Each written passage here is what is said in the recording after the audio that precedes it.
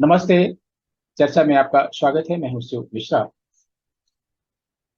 मणिपुर में हिंसा हुई और अभी भी हो रही है।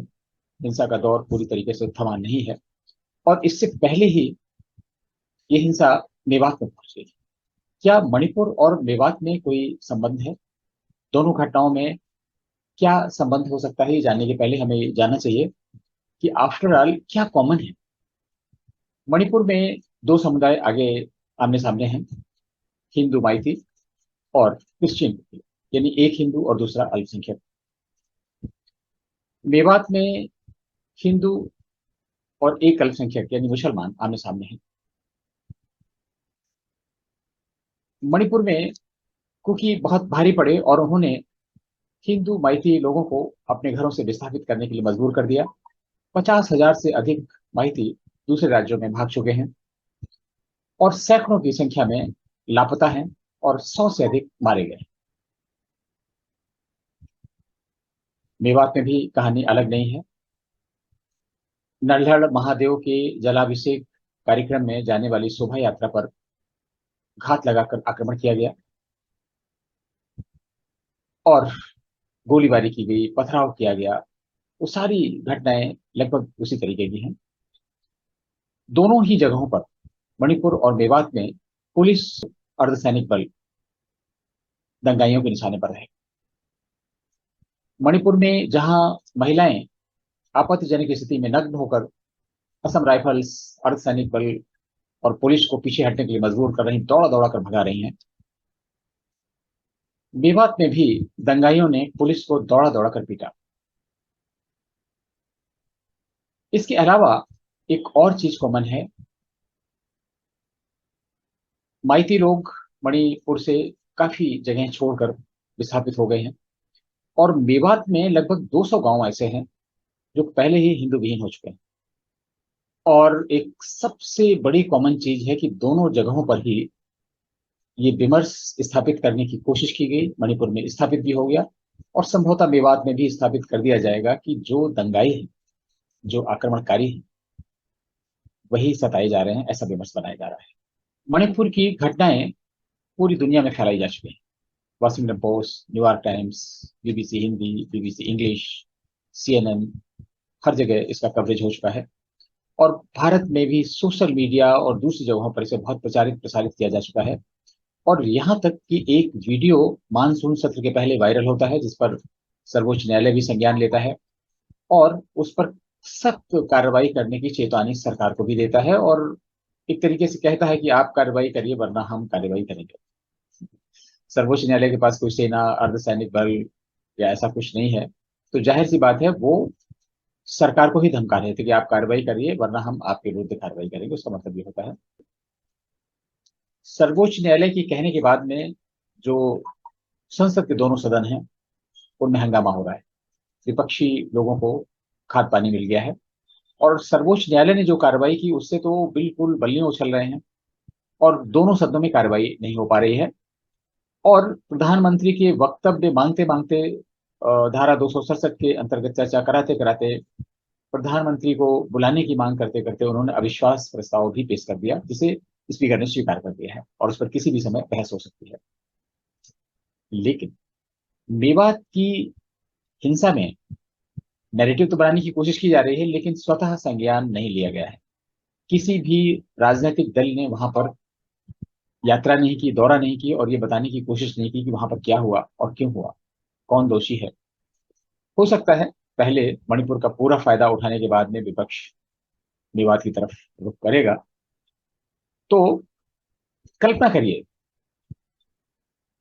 किसी हिंदी फिल्म, बॉलीवुड फिल्म का सीन है।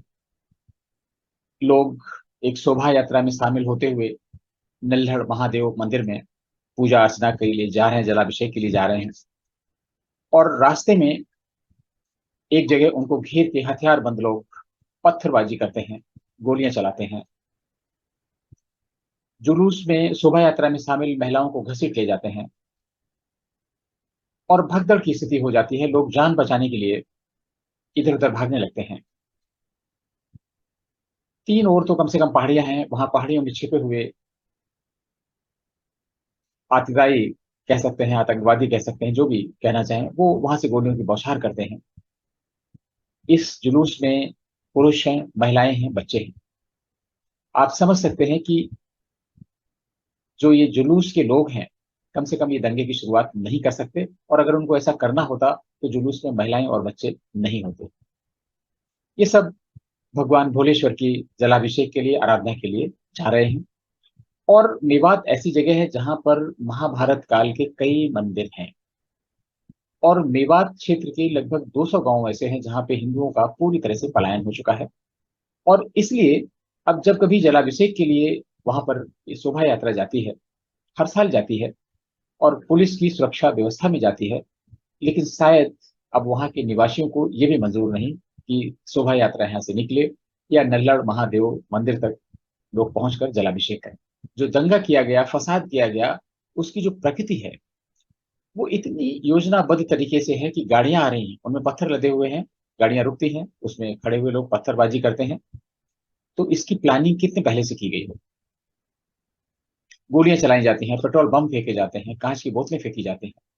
ये अनायास नहीं हो सकता है कि शोभा यात्रा हुई और लोग आ गए अपने घरों से निकलकर और पथराव करने लगे। ये इस तरह की घटना नहीं हो सकती है।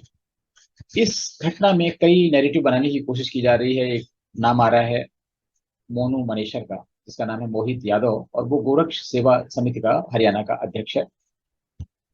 और कहा जा रहा है कि दंगा भड़काने में उसकी भूमिका रही, लेकिन उसकी भूमिका कैसे हो सकती है? वो तो जुलूस में गया नहीं। और फिर अगर उसकी दंगा भड़काने में भूमिका हो सकती है, तो महिलाओं और बच्चों पर आक्रमण क्यों? जो जुलूस में शामिल युवा महिलाएं हैं, उनको पकड़कर लोग ले गए, कई महिलाएं गायब हैं। कितने लोग हताहत हुए, कितने लोग मारे गए, कितने लोग गायब हैं, क्या हुआ कुछ नहीं पता। और पता भी कैसे हो सकता है जब पुलिस खुद ही अपनी सुरक्षा नहीं कर पा रही? आपको ये सारा हिंदी फिल्म का सीन की तरह लग रहा होगा। ये दंगाई जाते हैं, और जो नूह इलाका है मेवात क्षेत्र का, उसमें गल्ला मंडी में स्थित है एक साइबर क्राइम थाना। उस पर आक्रमण किया जाता है। एक सार्वजनिक बस को रोककर हाईजैक कर लिया जाता है, ठीक उसी तर्ज पर जैसे अमेरिका में विमान को ट्विन टावर से टकराया गया था। इस बस को ले जाया जाता है और साइबर थाने की दीवार में टक्कर मारी जाती है, बिल्डिंग को क्षतिग्रस्त किया जाता है, और इसके बाद उस थाने को आग लगा दिया जाता है। लेकिन साइबर थाने पर ही अटैक क्यों? और भी पुलिस चौकियों पर अटैक किया गया, और पुलिस वाले हैं वो भागे, उनका पीछा किया जा रहा है, उन पर गोलीबारी हो रही है। बहुत से पुलिस वाले हैं, उन्होंने अपनी वर्दियां उतार दी, सादे कपड़ों में अपनी जान बचाने के लिए घूम रहे हैं। कई पुलिस वालों की कहानी ये वायरल हो रही है कि उन्होंने मुस्लिम स्लोगन लिखे हुए टी शर्ट पहने और इस तरह से अपनी जान बचाई। जो उन पुलिस वालों की महिलाएं हैं जो थाना परिसर में, चौकी परिसर में कहीं रह रही हैं, वो बुर्का पहनकर भागी। आप सोच सकते हैं कि ये हिंदुस्तान का एक धर्मनिरपेक्ष देश का, एक स्वतंत्र देश में है। और इससे अंदाजा लगा सकते हैं कि ये भारत इस्लामिक फंडामेंटलिस्ट की गिरफ्त में कितना है और इस्लामिक राष्ट्र बनने से कितना दूर है। तो ऐसी पुलिस जुलूस में, शोभा यात्रा में शामिल लोगों को कितनी सुरक्षा देती है? जुलूस में शामिल महिलाएं और बच्चे और पुरुष अपनी जान बचाने के लिए भागते हैं, एक मंदिर में शरण लेते हैं। उस मंदिर की जो पूरी कैपेसिटी है वो मुश्किल से 500 से 700 लोगों की है, लेकिन उसमें 2500 लोग बिल्कुल भर जाते हैं अपनी जान बचाने के लिए। और पुलिस पर्याप्त संख्या में नहीं है, पुलिस स्वयं भाग रही है। तो इन श्रद्धालुओं की रक्षा कैसे कर सकती है? बहुत देर तक ये श्रद्धालु उस मंदिर में फंसे रहते हैं। एडिशनल फोर्स आती है, और एडिशनल फोर्स कैसे आती है आपको जानकर ताज्जुब होगा कि ये जो आतंकवादी हैं, इन्होंने रास्ते रोक दिए हैं, सड़कें जाम कर दी हैं। पैरामिलिट्री फोर्स जो भेजी जा रही है केंद्र सरकार के बल नहीं आ पा रहे हैं क्योंकि रास्ते जाम हैं। और ऐसी स्थिति में जब ये पता चल रहा है कि उस मंदिर में 2500 लोग फंसे हुए हैं, जिनको किसी भी क्षण आतताई गोली मार देंगे, या मंदिर में आग लगा देंगे, या उसको मंदिर को उड़ा देंगे बम से, तो केंद्रीय बलों को एयर ड्रॉप किया जाता है। आप भयावह स्थिति की कल्पना कर सकते हैं। भारत में ही हो रहा है। ऐसा लग रहा है कि किसी दूसरे देश ने आक्रमण कर दिया है। यानी जब सुरक्षा बलों को एयर ड्रॉप किया जाए तो आप समझ सकते हैं कि युद्ध की विभीषिका कितनी भयानक है। किसी तरीके से उन लोगों को जान बचाने की कोशिश की जाती, लगातार फायरिंग होती है और फायरिंग बढ़ती रहती है। अर्धसैनिक बल और जो पुलिस है वो समझ नहीं पाते हैं कि परिस्थितियों से कैसे निपटें। छोटे छोटे समूहों में लोगों को निकालने की कोशिश की जाती है और ये प्रक्रिया चलती रहती है। लोग जो अपने साथ कारें जिनके पास थी, बसें थी, मिनी बसेस थी, जो गाड़ियां आई हुई थी, उनमें आग लगा दी जाती। वो सारी कारें जल के राख हो जाती हैं। मंदिर से इन श्रद्धालुओं को निकालने में और घर पहुंचाने में सरकार सार्वजनिक बसों का, सरकारी बसों का उपयोग करती है। इन श्रद्धालुओं की गाड़ियां कहाँ गई, चली, कौन ले गया, क्या हुआ, कुछ नहीं पता। ये अभी तक पता नहीं। आप समझ सकते हैं कि कितना गंभीर मसला है। और मणिपुर और यहाँ की गंभीरता में भी बहुत अंतर है। मणिपुर का एक वीडियो जो बहुत ही दुर्भाग्यपूर्ण है और उसकी निंदा की जानी चाहिए, जिस पर सर्वोच्च न्यायालय ने स्वतः संज्ञान लिया। मेवात की घटना उससे कई गुना ज्यादा है। इसमें जो राष्ट्र विरोधी ताकतें हैं वो ऐसा लग रहा है देश से लड़ रही हैं, इंडिया से लड़ रही हैं। मणिपुर में जहां जो कुकीज हैं उन्होंने कह दिया है कि अब हम माइतीस के साथ नहीं रह सकते। और लगभग वही स्थिति मेवात में है, क्योंकि वो 200 गांव है जहां से हिंदुओं का पूरी तरह से सफाया हो चुका है, पलायन हो चुका है। वहां की स्थिति ये है और धीरे धीरे उसका एरिया बढ़ता जा रहा है। दंगाइयों ने इतनी योजनाबद्ध तरीके से ये हमले किए, कई शोरूम लूट लिए गए, दुकानें पूरी पूरी लूट ली गई। एक बाइक का शोरूम है, उससे 100 बाइक्स चली गई। आप सोच सकते हैं कितनी पहले से योजना बनाई गई होगी, कहां कहां से लूटना है। टीवी, फ्रिज, बाइक्स और सारे सामान। आप सोच सकते हैं कि स्थिति कितनी दर्दनाक, कितनी भीषण बड़ी है। और सब लोग नाम ले रहे हैं, जो नैरेटिव बनाने वाले हैं, कि मोनू मनीषर का, जबकि वो तो घटनास्थल पर था नहीं। इसके बाद में ये जो दंगे हैं इनकी आग आगे तक भड़क गई है, पलवल, गुरुग्राम तक आ गई। कई लोग ऐसे इस आक्रमण में मारे गए जिनके नाम हिंदू थे लेकिन वो मुसलमान थे। नाम के चक्कर में वो उनको दंगाइयों ने मार दिया। अलवर एक जगह है, वहां पर सरकारी अस्पताल में दंगाई घुसे, उन्होंने नाम पूछकर मुस्लिम स्टाफ को अलग कर दिया और उसके बाद में हिंदू मरीजों और कर्मचारियों की जमकर पिटाई की। आप सोच सकते हैं किस तरह की मानसिकता है, कितनी पीड़ादायी है। कौन लोग हैं जिनको इस देश से कोई मोह ममता नहीं, यहाँ के संसाधनों से कोई मोह ममता नहीं, जहां होता है वहां आग लगा देते हैं और यहाँ के हिंदू जनमानस को पीट रहे हैं। ये क्या होने वाला है? सरकार विस्तृत जांच करेगी और उसमें कितने तथ्य जनता के सामने आएंगे, कितने नहीं आएंगे, नहीं कहा जा सकता। ज्यादातर सरकारें तथ्य बताने से घबराती हैं क्योंकि जनता में उनकी पोजीशन खराब होगी। इसमें कोई दो राय नहीं कि प्रशासन और पुलिस पूरी तरीके से फेल रही। और इसमें मनोहर लाल खट्टर की सरकार का दोष कितना है, जितना भी कहा जाए वो कम है। हरियाणा पुलिस ने अब कुछ कार्रवाई शुरू की है, कुछ लोगों को अरेस्ट किया जा रहा है और उसमें ओवैसी जैसे नेता आ रहे हैं। अ, मेवात क्षेत्र के दो कांग्रेस के विधायक हैं, वो भी अनाप शनाप बयान दे रहे हैं कि निर्दोषों को पकड़ा जा रहा है।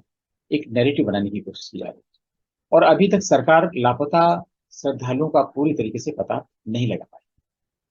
अब थोड़ी सी बात करते हैं मेवात के बारे में। मेवात के जो लोग हैं वो मूलतः जाट, गुर्जर और यादव से संबद्ध हैं। आज से 500 वर्ष पहले, जिस समय मुस्लिम आक्रांता भारत में आ रहे थे, तो जो अजमेर के ख्वाजा मैनुद्दीन चिश्ती हैं, जिनको कहा जाता है, उन्होंने यहाँ पर डेरा डाला और यहाँ के हिंदुओं में बड़ी संख्या में लोगों को धर्मांतरित कराया। तो मेवात क्षेत्र के जो लोग हैं धीरे धीरे इस्लाम स्वीकार करते गए। धीरे धीरे धीरे धीरे इनमें कट्टरता आती गई। आजादी के बाद जिस समय देश का बंटवारा हुआ तो इन मेवात के मुसलमानों ने पाकिस्तान जाने का निर्णय लिया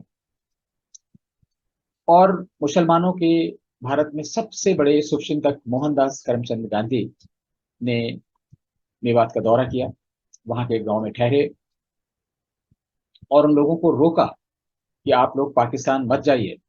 तो वो जो मेवात के मुस्लिम समुदाय पाकिस्तान जाने वाला था, वो मेवात में रुक गया। मेवात के निवासियों की हालत आर्थिक रूप से बहुत खराब है। ये पराक्रमी लोग हैं, आज दाने दाने को मोहताज हैं और हर जराइम काम करते हैं। अपराध के जितने भी काम दुनिया में हो सकते हैं, वो सारे काम मेवात में होते हैं। कहीं से भी गाड़ी, कार, स्कूटर, मोटरसाइकिल चोरी हो जाए, ट्रक चोरी हो जाए, तो पहले मेवात में जाके कटता था, अभी भी कटता है। आसपास के राज्यों से जो गोवंश हैं उनकी तस्करी होती है और उनको मेवात लाया जाता है। वहां पर गांव गांव में स्लाटर हाउस लगे हुए हैं, गोकशी की जाती है और उनका जो बीफ है वो दूसरे पड़ोसी राज्यों में सप्लाई किया जाता है। ये इनका धंधा है। और हाल के कुछ वर्षों से जो ऑनलाइन ठगी है, साइबर क्राइम भी यहाँ से शुरू हो गया।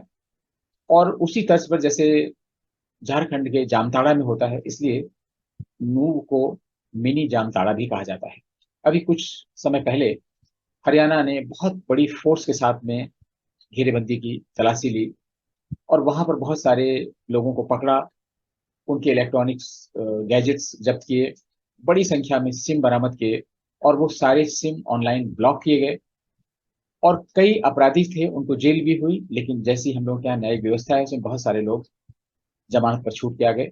और बताया जाता है कि जो ये साइबर क्राइम का थाना है अनाज मंडी में, नूह में, उस पर आक्रमण करने वालों में जमानत पर छूटे साइबर अपराधी भी थे।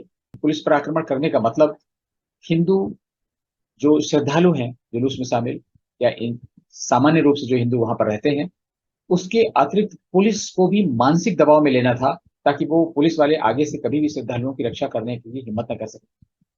उनको इतना विवश कर दिया गया कि वो अपनी रक्षा करने के लिए भी मुहताज हो गए। वर्दी उतार के साधारण कपड़ों में मुस्लिम स्लोगन लिखी हुई टी शर्ट पहनकर भागे, उनकी महिलाएं बुर्का पहनकर भागी। तो आप सोच सकते हैं कि वो पुलिस वाले भी मानसिक रूप से कितने टेरराइज हो गए। मोदी के शासन से बहुत से लोग अपने आप को परेशान महसूस करते हैं, उनकी दुकानें बंद हो गई हैं। इसका मतलब ये नहीं है कि मोदी हिंदू हितों में काम कर रहे हैं। हिंदू हित का काम शायद ही कोई बड़ा काम उन्होंने किया हो, लेकिन ये सही बात है कि मुसलमानों के लिए उन्होंने जितना काम किया आज तक किसी भी प्रधानमंत्री ने नहीं किया।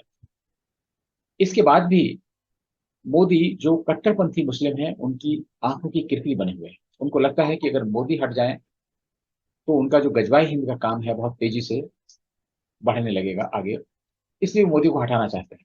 ये अलग बात है कि मोदी जी और भाजपा, आरएसएस भी पसमानदाओं पर डोरे डाल रही है। वो पसमानदा को एक वोट बैंक के रूप में देख रहे हैं। भाजपा कुछ भी करे पसमानदा के लिए, वहाबी समुदाय के लिए, किसी के लिए भी सूफी सम्मेलन करे, कुछ भी करे, साष्टांग दंडवत कर दे, कोई भी मुस्लिम उनको वोट नहीं देगा। और जो मुस्लिम वोट मिलते हैं यदा कदा, जिनके पास राष्ट्रीय भावना है, बहुत से मुस्लिम ऐसे हैं, उनकी संख्या बहुत ज्यादा नहीं है, वो वोट उनको वैसे भी मिलेंगे। एक वर्ग विशेष वो नहीं चाहता है कि मोदी दोबारा सत्ता में वापस आए। और राहुल गांधी की ब्रिटेन यात्रा, इसके बाद अमेरिका यात्रा से बिल्कुल स्पष्ट हो गया कि अंतर्राष्ट्रीय स्तर पर जो इस्लामिक वामपंथ गठजोड़ है और उससे संबंधित जितने भी संगठन हैं, जिनको भारत में टूल किट का सदस्य कहा जाता है, वो सक्रिय हो गए। जॉर्ज सोरोस ने उसमें एक और कैटलिस्ट जोड़ दिया, एक उत्प्रेरक जोड़ दिया है। बहुत जबरदस्त फंडिंग होनी शुरू हो गई है और इन सब का उद्देश्य है मोदी को 2024 में सत्ता से बाहर कर देना। और मोदी कई बार उनकी गिरफ्त में फंसते नजर आते हैं। तो जो एक नैरेटिव सेट किया जा रहा है, जो अंतर्राष्ट्रीय षड्यंत्र किया जा रहा है, उसमें बहुत सारी तरकीबें और तजवीजें की जा रही हैं। उसमें हिंसा भी एक चीज है। और जो हिंदू मुस्लिम हिंसा है, जो मेवात की हिंसा है, वो इंगित करती है कि जो इनका पसमानदा कार्ड है उसको फेल करने के लिए किया जा रहा है। और इस तरह की चीजें और होंगी। ये जो हिंदू मुस्लिम की तरह के दंगे किए जा रहे हैं, ये मेवात में नहीं रुकेंगे। मेवात से मेरठ में ना पहुंच जाए, मेरठ से मुरादाबाद ना पहुंच जाए, मुरादाबाद से बरेली न पहुंच जाए, बरेली से बाराबंकी न पहुंच जाए।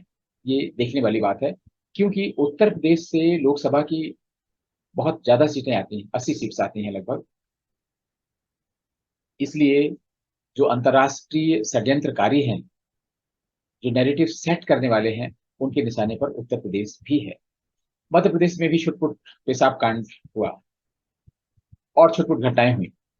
शिवराज सिंह चौहान ने उनको संभालने की कोशिश की, लेकिन मध्य प्रदेश भी एक बहुत बड़ा सॉफ्ट टारगेट है।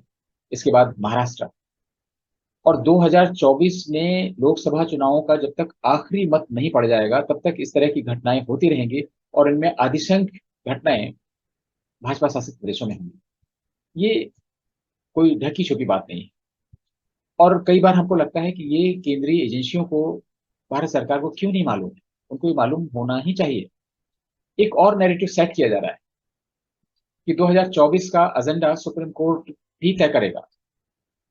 और मैंने अपने पहले कई लेख में, वीडियो में बताया हुआ भी है कि जो 4-5 केसेस उनके पास हैं, राहुल गांधी का केस, दिल्ली ऑर्डिनेंस का केस, धारा 370 का केस, तीस्ता सीतलवाड़ का केस, ये सारे ऐसे केस थे जो नैरेटिव बिल्ड करने में काम आने वाले थे। तीस्ता सीतलवाड़ का काम हो चुका, राहुल गांधी का भी काम हो चुका। धारा 370 पर बहस चल रही, ऊंट किस करवट बैठेगा कहा नहीं जा सकता। अगर धारा 370 भी खत्म हो गई तो उद्देश्य ये है कि अगर इस तरह का एक नैरेटिव हो जाएगा कि मोदी ने जो किया सब बेकार था, सब गलत था, और धारा 370 अगर वाकई रिस्टोर कर दी गई, तो जो नैरेटिव है, विमर्शकारी हैं, षड्यंत्रकारी हैं, उनका मानना है कि मोदी को कहीं मुंह छिपाने की जगह नहीं मिलेगी और 2024 में उनकी बहुत बुरी हार होगी। तो मुझे नहीं लगता है कि ये जो बड़ी बड़ी चीजें हैं सोशल मीडिया के थ्रू आ रही हैं, जो कॉमन आदमी भी समझने लगा है, सरकार नहीं समझ पा रही है और सरकार उन पर एक्शन नहीं ले पा रही है। जिस दिन ये हिंदुओं को लगेगा कि भाजपा उनके लिए काम नहीं कर रही है, ये सरकार नहीं बचेगी। तो फिलहाल में मणिपुर से मेवात का ये कनेक्शन है और मेवात में ये घटना नहीं रुकेगी। मेवात के बाद उत्तर प्रदेश की तरफ मुड़ेगी। उत्तर प्रदेश एक टारगेट है, मध्य प्रदेश सॉफ्ट टारगेट है, महाराष्ट्र सॉफ्ट टारगेट है। इन राज्यों में बहुत सतर्कता बरतने की जरूरत है। वैसे किसी भी राज्य में कुछ हो सकता है, लेकिन 2024 के लोकसभा चुनाव तक कुछ न कुछ होता रहेगा और इसमें कोई भी स्वतः संज्ञान नहीं लेगा। नमस्ते। फिर किसी ज्वलंत मुद्दे पर आपसे बात होगी। तब तक के लिए आगे दीजिए। अगर आपने चैनल सब्सक्राइब नहीं है तो कृपया सब्सक्राइब करें, इस वीडियो को लाइक करें और फॉरवर्ड करें।